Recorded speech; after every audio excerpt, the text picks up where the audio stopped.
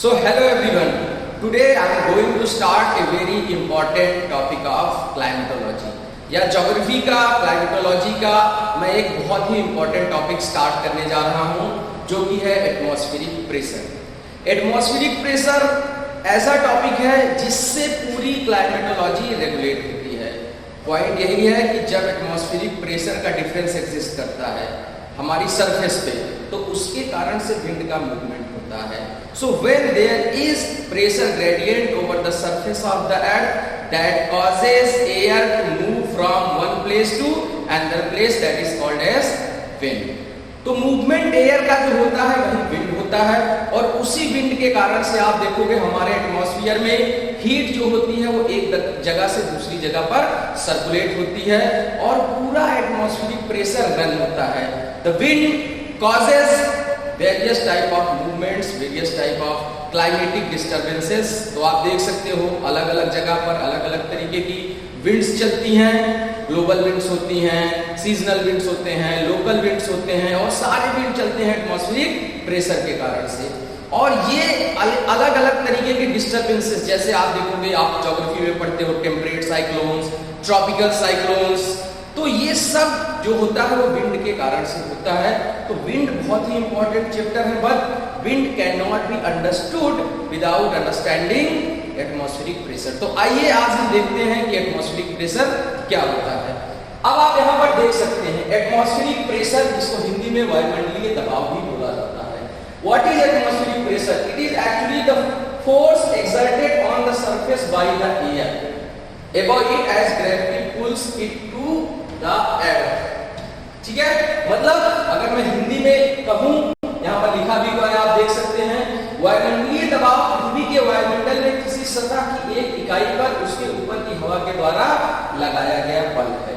Means atmospheric pressure is actually pressure exerted by the surface पर unit area. Air के पास wait होता है और उस वेट के कारण से एयर ग्रेविटी से जुड़ी रहती है अर्थ से, और अर्थ के पर यूनिट एरिया पर वो जितना वेट अपना डालती है वही वेट जो होता है वो प्रेशर होता है। और एटमॉस्फेयर में हो रहा है क्योंकि हमारी अर्थ जो है उसके चारों तरफ एयर फैली हुई है जो कि उसका एटमॉस्फेयर बनाती है।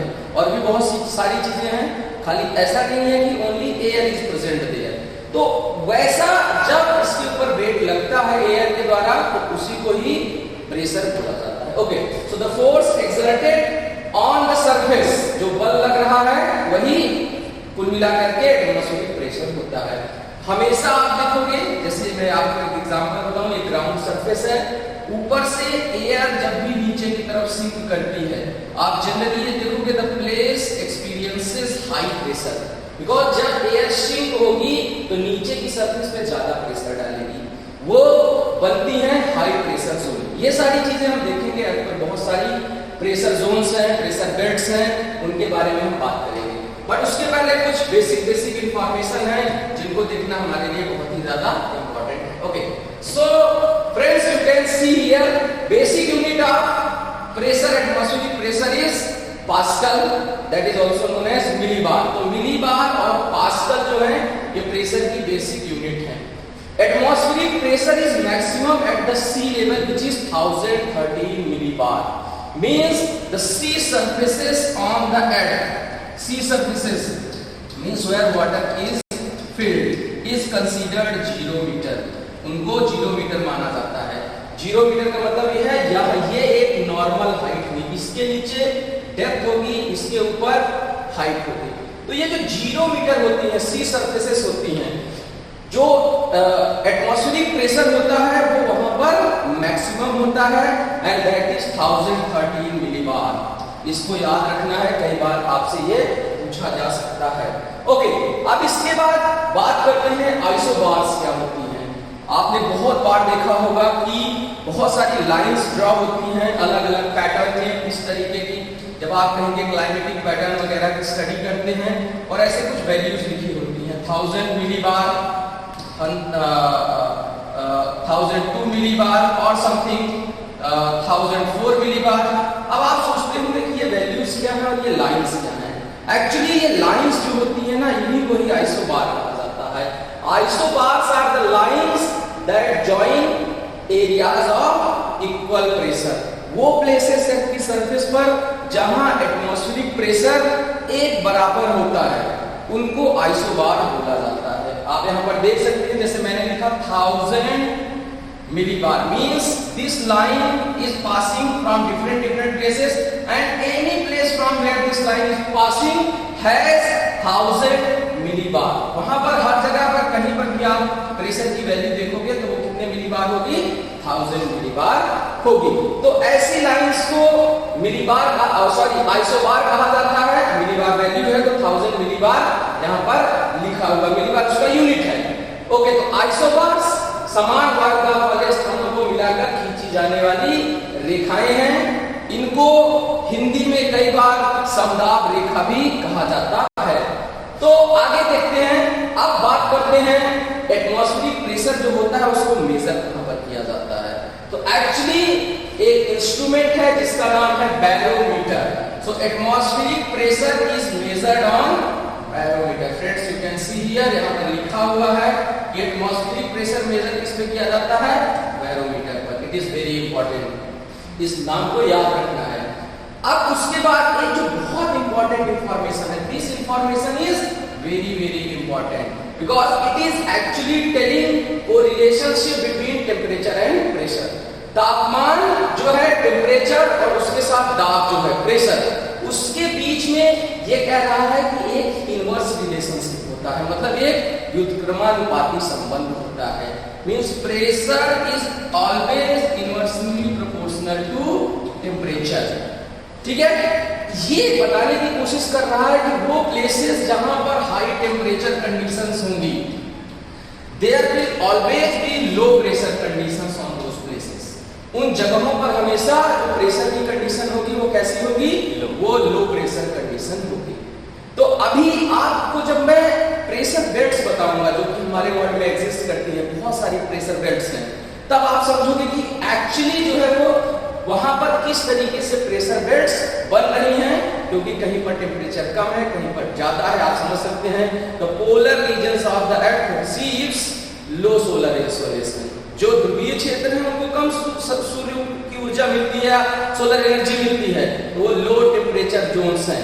तो लो टेम्परेचर जोन्स में हमेशा आप देखोगे क्या होगा, जहां पर लो टेम्परेचर होगा, सॉरी फॉर दिस, वहां पर हाई प्रेशर की कंडीशंस मिलेगी। पोल्स पे आप देखोगे हमेशा हाई प्रेशर या उच्च दाब की दशाएं मिलती हैं।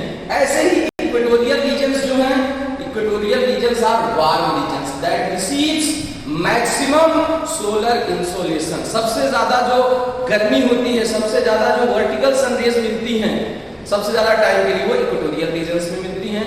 तो इक्वेटोरियल रीजन्स गर्म क्षेत्र हैं, इसलिए वहां पर जो दाब की दशाएं हैं वो हमेशा निम्न दाब की दशाएं रहती हैं। Means the regions, equatorial regions are basically high temperature regions with low pressure conditions. तो ये बेसिक चीज थी, इसको याद रखना है, क्योंकि इससे जुड़े हुए बहुत सारे कॉन्सेप्ट्स, मूवमेंट्स, क्वेश्चंस आपको देखने को मिलते रहेंगे। ओके, अब आगे अगर हम देखते हैं तो हमको ये मिलता है कि जो प्रेशर ग्रेडियंट है वो क्या है। बहुत बार क्वेश्चन आता है कि प्रेशर ग्रेडियंट क्या है। बेसिक सी मीनिंग है प्रेशर ग्रेडियंट, ये एक्चुअली प्रेशर डिफरेंस होता है दो प्लेसेस के बीच में। It is the difference of pressure conditions between two places. यहां पर भी लिखा हुआ है rate of change of pressure per unit area is called as pressure gradient. Let's say जैसे मैं आपको एग्जांपल दूं, ये कोई प्लेस है, जैसे मैं कहूं ये एक सिटी है चंडीगढ़, ठीक है, और ये दूसरी हो गई दिल्ली। अब ऐसा हो रहा है कि दिल्ली में ज्यादा गर्मी पड़ रही है, चंडीगढ़ में कम गर्मी पड़ रही है। तो दिल्ली में ज्यादा गर्मी पड़ रही है, इसका मतलब यहाँ पर हाई टेम्परेचर है। अब हाई टेम्परेचर जब यहाँ पर होगा, मैंने आपको बताया there is inverse relationship between temperature and pressure. तो यहाँ पर जो प्रेशर की कंडीशंस होंगी वो लो प्रेशर की कंडीशंस होंगी। ओके, ये कोल्ड है, इसके कंपैरिजन में मतलब यहाँ पर लो टेम्परेचर होगा, ये हमेशा कंपैरेटिव होता है। Pressure gradient is always comparative. तो यहाँ पर लो टेम्परेचर होगा और हाई प्रेशर जैसी कंडीशंस बनेगी। अब यहाँ पर हाई प्रेशर हो गया, वहां पर लो प्रेशर हो गया, ठीक है। जैसे मैं अगर एक सिंपल सा एग्जांपल दूं कि सपोज आप मान लीजिए कि यहाँ पर प्रेशर 1000 मिलीबार है प्रेशर की जो वैल्यू है। ठीक है, यहां पर लो प्रेशर है, मैं कहता हूं यहां पर 990 मिलीबार है। ठीक है, अब इसके बीच का जो डिफरेंस है 10 मिलीबार का, this is called as pressure gradient. So I think pressure gradient is clear to everyone. अब इसके केस में विंड जो होगी वो मूव करेगी यहां से इधर की तरफ, हाई प्रेशर से लो प्रेशर की तरफ। वो मैं अभी आपको आगे बताऊंगा, पहले हम लोग प्रेशर को देख लेते हैं। ओके, तो अब आप यहां पर देख सकते हो क्या लिखा हुआ है। It is written that wind blows because of the pressure gradient. I have already told you these informations. Atmospheric pressure can be of two types. जो हमारा एटमॉस्फेरिक प्रेशर होता है वो दो प्रकार का होता है। कौन सा दो प्रकार होता है, यहां पर पीछे लिखा हुआ है, ऑलरेडी मैंने आपको बताया भी हुआ है। That can either be high pressure और कैन बी लो प्रेशर। वो उच्च दाब हो सकता है या फिर निम्न दाब हो सकता है। तो दाब उच्च दाब या निम्न दाब हो सकता है, जो कि यहां पर लिखा हुआ है, आप देख सकते हो। ओके, तो एक first one is high pressure and second one is low pressure. तो अभी आपको समझना पड़ेगा क्योंकि ये जो प्रेशर कंडीशंस हैं, these are very much related with the movement of wind, creating cyclonic conditions। तो इन सब से ये बहुत ज्यादा रिलेटेड है। तो आप यहाँ पर देख सकते हो, सबसे पहले जो हाई प्रेशर होता है ना, हाई प्रेशर का नेचर जो होता है वो एंटी साइक्लोनिक होता है। Means mostly anti cyclonic conditions are associated with the high pressure conditions. मतलब जहां पर हाई प्रेशर बनेगा जमीन पर, वहां पर जनरली एयर जो होगी वो ऊपर से नीचे की तरफ मूव करेगी। और जब एयर ऊपर से नीचे की तरफ ऐसे घूम घूम करके मूव करती है, इस प्रकार से जो मूवमेंट होता है उसको एंटी साइक्लोनिक मूवमेंट कहा जाता है। इसको हिंदी में मैं कहूं तो इसको प्रतिचक्रवातीय मूवमेंट कहा जाएगा।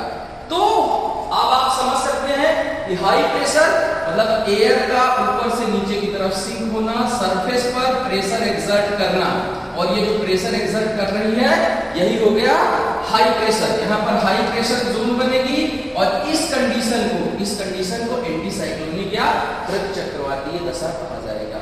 अब अगर यहाँ पर हाई प्रेशर कंडीशन बन रही है, एयर सिंक हो रही है, तो फिर एयर क्या होगी, भागेगी नीचे सरफेस पर हाई प्रेशर से लो प्रेशर की तरफ कहीं ना कहीं। तो जब ये यहां से इस तरफ में भागेगी तो अभी आप समझ सकते हो कि यहां तो कोई ज्यादा बड़ा क्लाइमेटिक इवेंट होगा ही नहीं। मतलब यहां पर जब बड़ा क्लाइमेटिक इवेंट नहीं होगा, so there will be normal conditions of the atmosphere. So high pressure conditions are mostly associated with the normal conditions of the atmosphere, जिसको हम कह सकते हैं कि जहां हाई प्रेशर होता है वहां पर क्लाइमेटिक स्टेबिलिटी होती है, ज्यादा एटमॉस्फेरिक डिस्टर्बेंसेस नहीं होते हैं। ठीक है, इसको अभी हम और डिटेल में देखेंगे, फिलहाल अभी आप इतना समझ करके रखिए। ओके, अब बात करी जाए दूसरा जो प्रेशर का टाइप होता है, that is low pressure. So low pressure is basically cyclonic condition. Cyclonic condition मतलब लो प्रेशर हमेशा जुड़ा, जो मेरा यहाँ कहने का पॉइंट है कि लो प्रेशर हमेशा साइक्लोनिक कंडीशंस या चक्रवातीय दशाओं के साथ में जुड़ा हुआ होता है। जैसे आप यहाँ से देख सकते हैं कि एयर जो है जब ग्राउंड सरफेस पे सिंक करती है, then it moves somewhere towards the low pressure region. So where air is going, it would create climatic disturbance here. जहां पर पहुंचेगी वहां पर वो क्लाइमेटिक डिस्टर्बेंस लेकर के आएगी। अब होगा क्या कि जब यहाँ पर चलेगी, तेजी से हवा चलेगी, प्लस ये ग्राउंड सरफेस है, these regions has availability of water। भाई ग्राउंड सरफेस पे ही तो वाटर होगा। आप देख लो, ओशंस होते हैं, लेक्स होते हैं, रिवर्स होते हैं, तो ये सारी जो नदियां हैं, झील हैं, समुद्र हैं, इन्हीं से हवा जो है वो जब आगे बढ़ेगी तो ह्यूमिडिटी लेगी। ह्यूमिडिटी लेडेड एयर जहां पर पहुंचेगी वहां पर अगर कोई भी बैरियर इसको मिल जाए, मगर मींस अगर माउंटेन मिल गया तो माउंटेन के ऊपर चढ़ करके बारिश कर देगी, है ना। या अगर आप मान लो यहाँ ज्यादा हीट हो गई जाते जाते तो कन्वेक्शनल प्रोसेस ऑपरेट हो जाएंगे and that will cause rain here. तो जहां पर भी ये जो एयर है मतलब जो विंड सरफेस पर हाई प्रेशर रीजन से लो प्रेशर रीजन की तरफ जाएगी, वहां पर वो डिस्टरबेंस क्रिएट करेगी, बारिश करेगी, बादल बनाएगी और उसके साथ जितने भी रिलेटेड प्रोसेसेस हैं उन सबको ऑपरेट करेगी। So that means low pressure is always associated with the climatic disturbances. वहां पर एटमॉस्फेरिक इंस्टेबिलिटी आती है या वायुमंडल में अस्थायित्व आता है। अब आप यहां से समझ गए होंगे, हवा हमेशा हाई प्रेशर से लो प्रेशर की तरफ चलती है, मैं आपको ऑलरेडी समझा चुका हूं। यहां पर अब आप इस डायग्राम के थ्रू भी उन्हीं चीजों को एक बार समझने की कोशिश करिए। मेरा काम है आपको ज्योग्राफी को एकदम सिंप्लीफाइड फॉर्म में आप तक पहुंचाना। ओके, तो आप यहां देख सकते हैं कि एयर है। अब जैसे यहां पर एयर सिंक हो रही है, air is sinking down here, so air is when sinking down here it is exerting pressure over the surface. ये सरफेस है, तो यहां पर कंडीशंस कैसी हो गई, हाई प्रेशर की कंडीशंस हो गई और इधर साइड भी वही सेम प्रोसेस हो रहा है।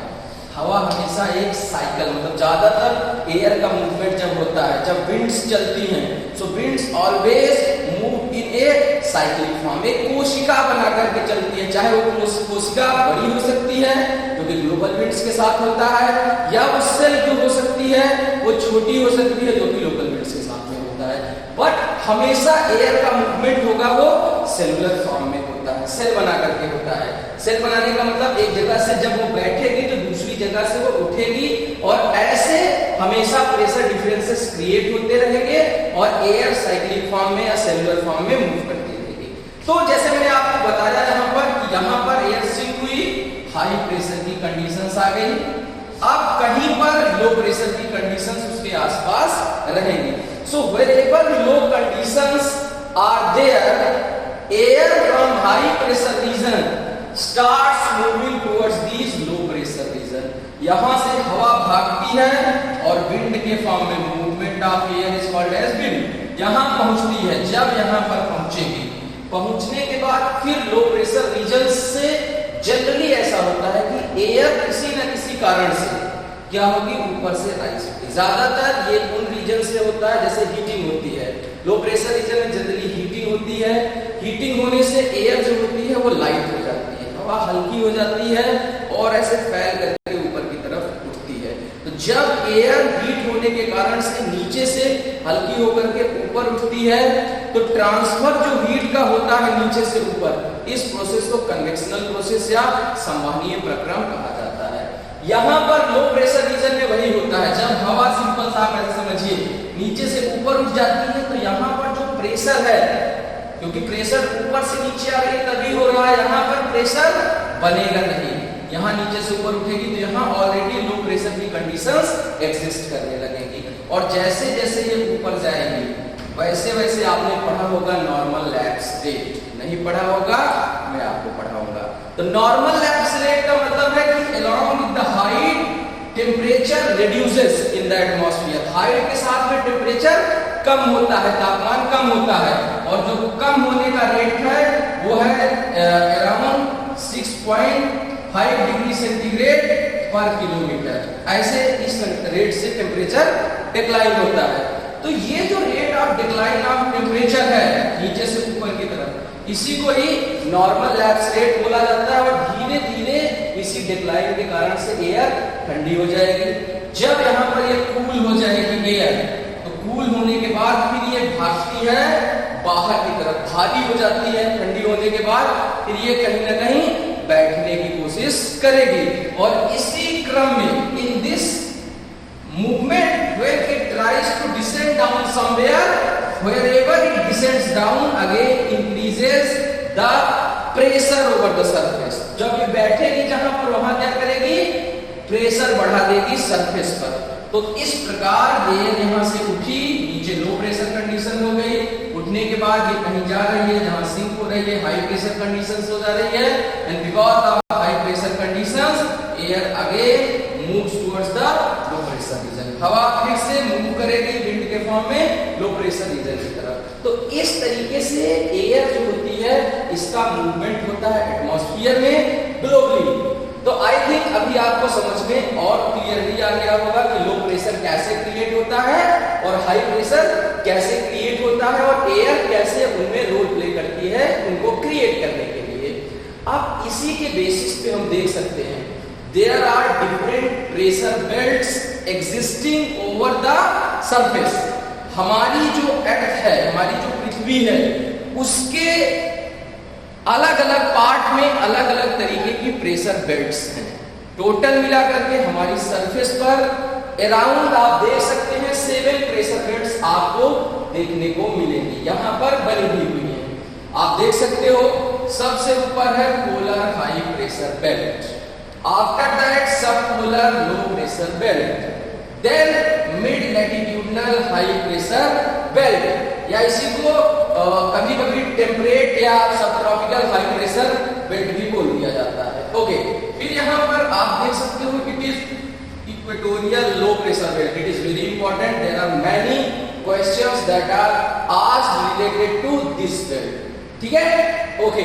जैसे यहाँ पर एक हवाएं चलती हैं डोल्ड्रम्स, सारे लोग बहुत सारी हवाओं को पढ़ लेते हैं लेकिन डोल्ड्रम्स को छोड़ देते हैं, वह डोल्ड्रम्स भी बहुत इंपॉर्टेंट है। ओके, फिर वैसे ही जैसे ऊपर 3 बेल्ट्स हैं, likewise there are 3 belts in southern hemisphere also, मतलब 3 बेल्ट नॉर्दर्न हेमिस्फीयर में और same 3 belts in the southern hemisphere, mid latitudinal belt, sub polar low pressure belt and polar high pressure belt. तो अभी आप देख सकते हैं यहाँ पर जो बेल्ट्स हैं प्रेशर बेल्ट्स वो 7 प्रेशर बेल्ट्स हैं, और जो मूवमेंट ऑफ ग्लोबल विंड होता है, जो ग्लोबल विंड्स चलते हैं वो इन्हीं 7 बेल्ट्स के कारण से चलते हैं एक जगह से दूसरी जगह की तरफ। तो जैसे अभी मैं आपको बताने की कोशिश करूं, जैसे इक्वेटोरियल रीजन है, मैंने ऑलरेडी बताया कि यहाँ पर जो सनरेज हैं वो सबसे ज्यादा टाइम के लिए वर्टिकल रहती है, मतलब एटलीस्ट साल में 2 बार तो एकदम इक्वेटर पर सनरेज वर्टिकल होती है, 21 मार्च एंड 23 सितंबर, 21 मार्च एंड 23 सितंबर। यहाँ पर एटलीस्ट मतलब मार्च और सितंबर के समय यहाँ पर सनरेज वर्टिकल पड़ती हैं। ये जो रीजन है, ये रीजन सबसे हाई टेम्परेचर रीजन है सरफेस पर। हाई टेम्परेचर रीजन के कारण से क्या होता है कि जो एयर यहाँ की होती है, एयर यहाँ की जो होती है वहां पर यहाँ से कन्वेक्शनल प्रोसेस के कारण से ऊपर की तरफ राइज होती है। मैं आपको ऐसे समझाता हूँ, आपको ज्यादा इजीली समझ में आएगा। Let's say it is 0 degree, okay. तो ये 0 डिग्री है, इसका मतलब ये इक्वेटोरियल रीजन है। यहाँ पर हीटिंग सबसे ज्यादा हो रही है और यहाँ पर एक्टिवेट हो रहे हैं कन्वेक्शनल प्रोसेस।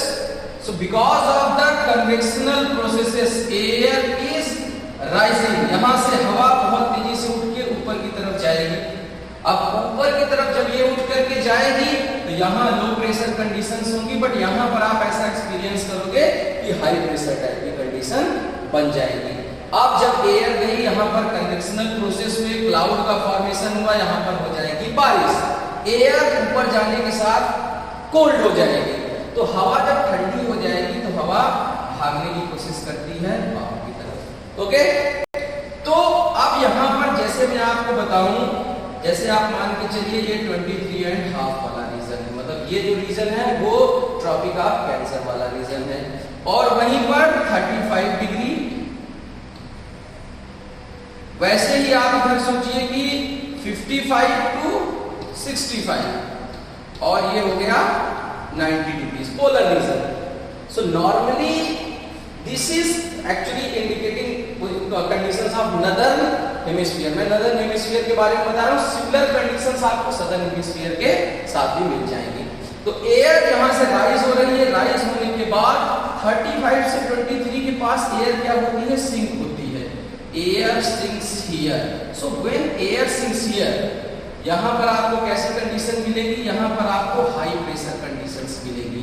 अभी आप पीछे देखोगे हाई प्रेशर कंडीशंस का मिलना, दैट मींस कि यहाँ पर एंटी साइक्लोनिक कंडीशन बन रही है, एयर नीचे आ रही है, प्रेशर डाल रही है सरफेस पे और हाई प्रेशर कंडीशंस हो रही हैं, और यहाँ की जो प्रेशर बेल्ट है उसको बोला जाता है कि वो टेम्परेट या उसको ही सब ट्रॉपिकल हाई प्रेशर बेल्ट बोला जाता है। अब जब नीचे एयर आ गई, ओके, तो अभी जब एयर यहाँ पर नीचे आ गई तो यहाँ हाई प्रेशर बन गया। अब हाई प्रेशर से लो प्रेशर की तरफ अगेन एयर इधर मूव करेगी और एयर इधर मूव करेगी, राइट। तो अब आप देखो, आपको आपको समझना क्या है कि जब ये नीचे मूव कर रही है, this is surface air, right, और यहाँ पर जब चलती है एयर तो बहुत रेगुलर चलती है, तो सरफेस विंड ये हो जाएगी। यहाँ पर जनरली एबो द सरफेस एयर मासेस बनते हैं, ठीक है, उनकी भी अलग प्रॉपर्टीज हैं, अलग चीजें हैं, वो भी बहुत इंपॉर्टेंट है, पर अभी पहले हम इसको फोकस करते हैं। तो यहाँ से चल करके आई, अगेन हीट होकर के राइज होगी, फिर ऐसे आएगी, एक सेल यहाँ पर बन रही है, आप यहाँ पर देख सकते हैं। और ये सेल बन क्यों रही है? Because of the existing pressure conditions, right. अब ये आगे आई, इधर से कोल्ड विंड्स आते हैं, पोलर विंड्स यहाँ पर चलते हैं, ठंडे ठंडे पोलर विंड्स आते हैं, वो यहाँ से आने वाली जो एयर है इसको अपने साथ मतलब रोक करके ऊपर उठाते हैं, ये इनको रोक देते हैं, रुक जाओ, इसके पास 55 से 65 के अराउंड, और यहाँ से एयर राइज होती है वर्टिकली, और ये कंडीशन जो होती है यही होती है टेम्परेट साइक्लोन की कंडीशन, और एयर यहाँ से राइज हो रही है, दैट मींस यहाँ पर भी लो प्रेशर कंडीशंस बनते हैं, जिसको हम लोग सब पोलर लो प्रेशर विंड भी बोल सकते हैं। अब यहाँ से एयर जब ऊपर राइज होगी, राइज होने के बाद अगेन और ठंडी हो जाएगी, ये एयर राइज होती है, बिकॉज इधर से जो एयर आ रही है that is warm nature, so when it is again raised up, then ये फिर से इधर ऐसे सर्कुलेट होकर के भाग के आएगी, यहाँ अपर एयर कन्वर्जेंस होगा, और यही एयर नीचे बैठती है, यहाँ ऑलरेडी हाई प्रेशर कंडीशंस को स्ट्रॉन्ग करती है, so this is very strong high pressure belt. और वैसे ही यहाँ से एयर राइज होकर के आती है, पोल्स पे भी सिंक करती है, तो जब पोलर रीजन की तरफ सिंक करेगी, यहाँ पर भी हाई प्रेशर की कंडीशंस बनती है। मींस अगर आप देखोगे ना, एयर का मूवमेंट जो हो रहा है ना, वो सेल के फॉर्म में हो रहा है, air is coming to low pressure region, air is rising, and after that it is again bifurcating and sinking again, यहाँ से अलग हो रही है और फिर से यहाँ पर सिंक कर रही है, यहाँ पर जहाँ सिंक कर रही है हाई प्रेशर कंडीशन बना रही है, और फिर उसके बाद यहाँ से इधर और इधर की तरफ भाग रही है, यहाँ से राइज हो रही है और यहाँ पर फिर से ये सिंक हो रही है, ठीक है। तो एक सेल यहाँ पर बन रही है, एक सेल यहाँ पर बन रही है, सिमिलरली यहाँ से राइज होकर के इधर आ रही है, इधर सिंक हो रही है, it is creating high pressure here, and again it is moving cold air, जैसे जैसे नीचे बैठ रही है हाई प्रेशर बना रही है, प्लस कोल्ड इधर हो रही है, पोलर रीजन कोल्ड रीजन है, ये इधर की तरफ आ रही है, और एक सेल आती ऐसे बन जा रही है, तो 3 सेल्स बन जा रही है। एयर का जो मूवमेंट होता है, ये मूवमेंट होता है because of the existing pressure conditions, and the pressure conditions that are existing globally has cause movement of air globally, और उसी के कारण से ग्लोबल विंड्स जो हैं वो चलते हैं। तो आई थिंक आपको समझ में आ गया होगा कि एयर कैसे कैसे प्रेशर बेल्ट्स एग्जिस्ट कर रही है, और उसके कारण से कैसे एयर का मूवमेंट हो रहा है। आगे हम इसको और भी डिटेल में देखेंगे। तो जो कंडीशन एक हेमिस्फीयर में, लेट्स से मैंने पहले ही कहा था जैसे नदर्न हेमिस्फीयर है, सेम वैसा ही मूवमेंट जो होता है वो सदर्न हेमिस्फीयर में भी होता है। So that means there are 6 cells that are existing on the globe. अब यहाँ पर मैं आपको फिर से समझाने की कोशिश करता हूँ कि जो हमारी ये सरफेस है, यहाँ पर एक जगह से एयर क्या हो रही है, यहाँ लो प्रेशर कंडीशंस है, एयर राइज हो रही है, एयर सिंक हो रही है यहाँ पर, ठीक है, यहाँ पर सिंक हो रही है, कहाँ पर, जहाँ पर mid latitudinal high pressure belt है, तो यहाँ सिंकिंग होगी, फिर एयर सिंक होकर इधर भी जाएगी और इधर भी जाएगी, यहाँ आते आते एयर गर्म हो जाएगी, इधर से फिर से ऊपर उठेगी, it rises again from this place when it is heated here, because these are the most heated regions, फिर यहाँ से राइज होगी, ऊपर की साइड में आ जाएगी, तो एक सेल यहाँ पर बन जाती है, सेल नंबर 1, फिर यहाँ से जा रही है, इधर से ऐसे मूव होकर के यहाँ आ रही है, यहाँ भी हाई प्रेशर कंडीशंस हो रही है। उसके बाद ये जो एयर ऊपर जा रही है, यही मूव होकर के पोलर रीजन्स में सिंक होती है, तो जहां पर एयर की सिंकिंग हो रही है, आप देख सकते हो जहां पर हवा नीचे बैठ रही है वहां पर हाई प्रेशर बेल्ट्स हैं, यहाँ पर पोलर हाई प्रेशर बेल्ट होगा, हाई प्रेशर लो प्रेशर, जहां से राइज हो रही है वहां पर क्या है, लो प्रेशर, तो high pressure low pressure, high pressure low pressure, फिर हाई प्रेशर लो प्रेशर और हाई प्रेशर, तो इस तरीके से there are 7 pressure belts that are existing over the surface, at surface, पृथ्वी के ऊपर ऐसे हैं और इन्हीं बेल्ट्स के माध्यम से मूवमेंट होता है। ये जो एयर चल रही है नीचे, यही जब आप ग्लोब को देखोगे तो आपको दिखेगी कि दीज आर पोलर विंड्स। जब यहाँ से ऐसे चल के आ रही है, यही हो गई पोलर विंड, आप देख सकते हो, ये ध्रुवीय पवन हो गई। यही जब ये हवा इधर से इधर जा रही है, यही कौन सी हवा हो गई, यही हो गई वेस्टर्लीज, पछुआ पवन।